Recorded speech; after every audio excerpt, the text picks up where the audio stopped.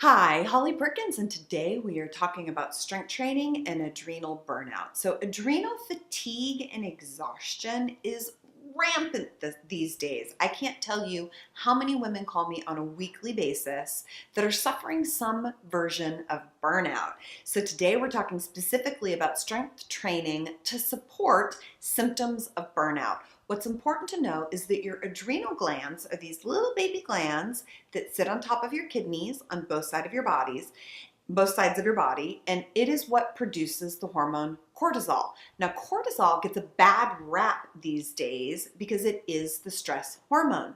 When we are stressed for any reason, environmental stress, emotional stress, physical stress, psychological stress, those little glands shunt out cortisol. That's not necessarily a bad thing because cortisol gives us energy. The problem is when we are shunting it out all the time, those little organs get pooped out.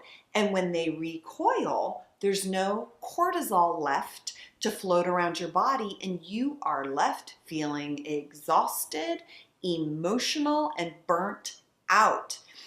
Exercise is very valuable in this process. Strength training in particular works like recharging the batteries of those adrenal organs. So it can be very helpful provided you follow certain steps to make sure that you're strength training effectively to support your adrenal glands.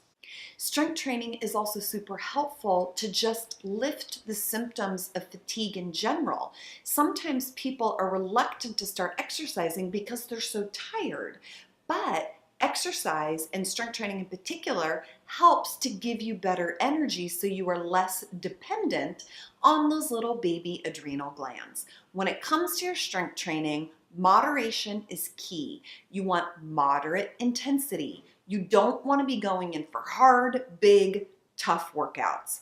You want moderate weight loads. This is the time to be using rep ranges around 12 to 15 reps and finding that place where the strength training and the exercises feel good despite how you think you're performing.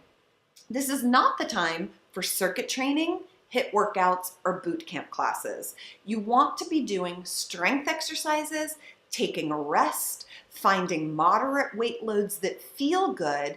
Your job is to go into the gym and produce better energy so that when you leave the gym, you feel better, not exhausted. I hope this helps. Be sure to look above on the blog because I've given you specifically a strength training workout for adrenal fatigue that is the perfect place to get started if you suspect or know that you're struggling with adrenal fatigue or exhaustion. So make sure you check out the blog, and as always, we're going to be talking about this a ton on tomorrow's episode of Live with Holly. I am live every Wednesday, 4 p.m. Eastern, Facebook and Instagram. If you can't join me live, do know that all of our 93 episodes of Live with Holly live on my Holly Perkins fitness page on Facebook. Be sure to check out the playlist, and I'll see you tomorrow.